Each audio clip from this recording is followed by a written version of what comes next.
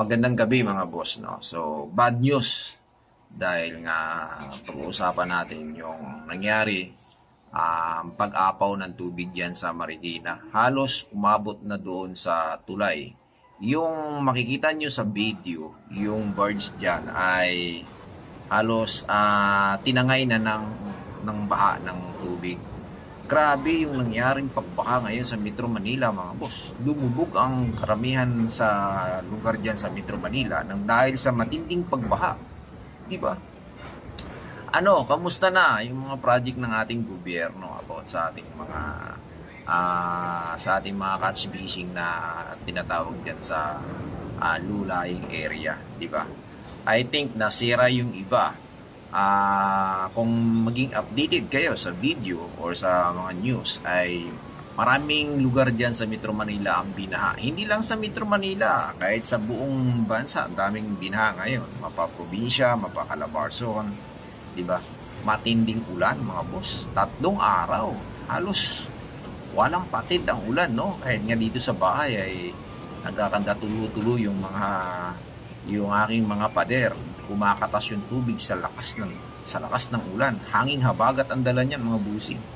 So, dun sa mga nasira yung tahanan, nawasak na mga tubig na rumaragasa. Makikita nyo sa mga video, may mga nagpa-viral na dyan sa Facebook na napakatindi ng tubig na rumaragasa sa kanilang daanan sa kalsada.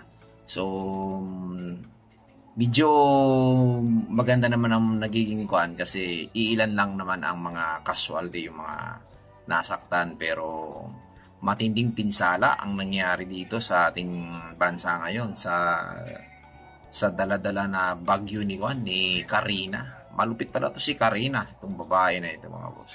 Ito yung video, ito nakikita nyo, rumaragasa, ayan, panoorin nyo.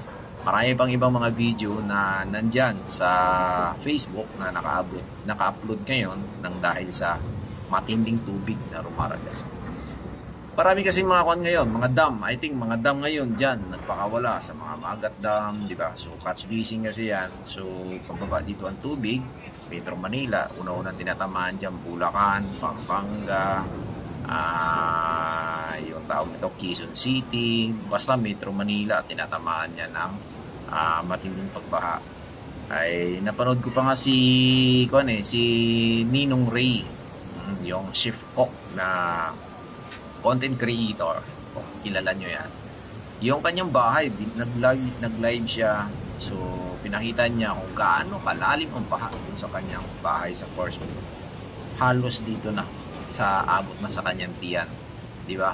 Abot hanggang puso yung lalim ng kanyang ang lalim ng tubig doon sa bahay niya. Grabe, no? So ingat-ingat mga kababayan sa matinding pagguho o pagragasan ng tubig, lalong-lalo na kapag ganito yung mga matinding pagsubok sa ating buhay o problema. So ingat kayo palagi, keep safe everyone, God bless po sa inyo, magandang gabi.